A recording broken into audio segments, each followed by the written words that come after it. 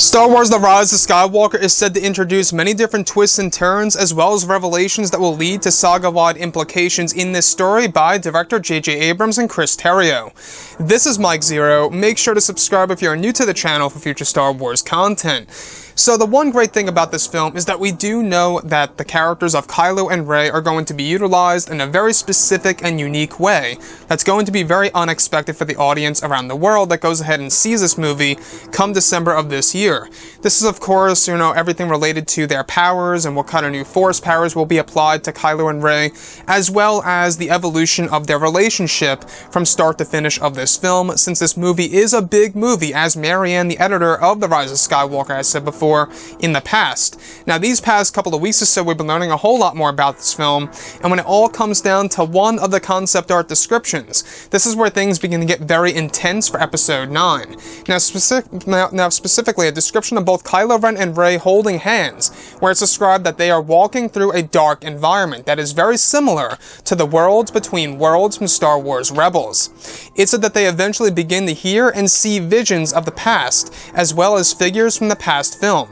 The next describes Rey and Kylo hearing the laughter of Darth Sidious, where he appears to be in the form of a spirit in abstract form, looking to the left where it's said that to the right is a black cloaked figure, that is said to be Snoke himself looking in the opposite direction from Sidious. It's implied that this is an indicator of Palpatine and Snoke's connection that will be explained at a certain point in time in the film.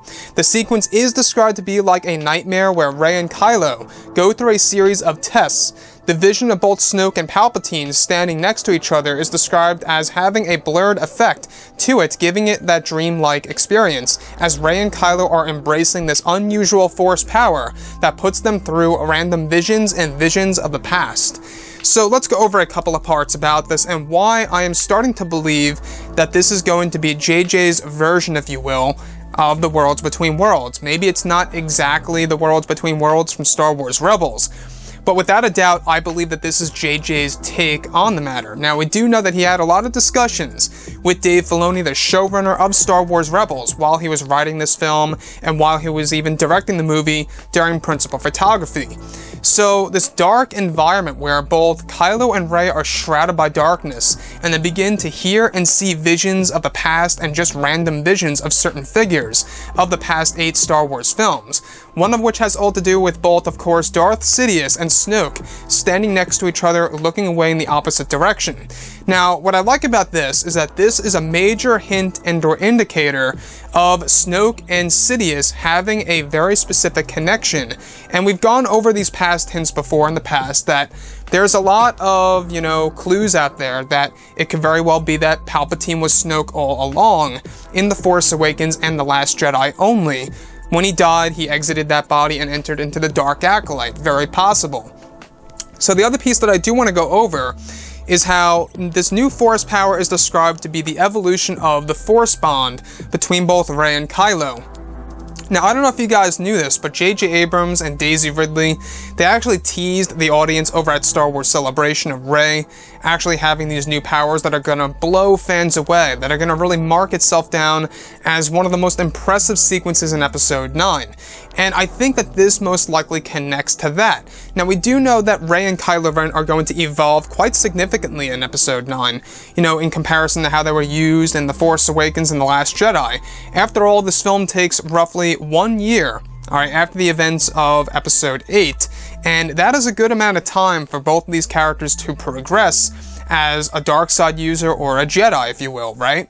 So the last piece that I do want to go over that really does, stand out to me the most, I think, is how we hear Sidious and his laughter, from what's described between both Rey and Kylo, is that they hear the laughter of Sidious. That's followed by the visuals of course, Snoke appearing next to Sidious, where Snoke is said to be wearing a black cloak.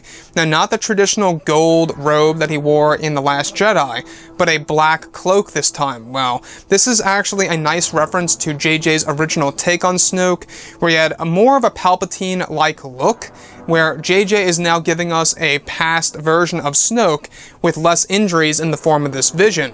Now, like I've said before many times, and I've expressed this, it really sounds like JJ is tapping into time travel, vision sequences, dream sequences, all these different crazy aspects of the Star Wars franchise that were actually a part of the EU that are now coming into fruition for Episode 9, and you can really see that this just screams JJ. You know, this really seems like something that J.J. Abrams would do anyway.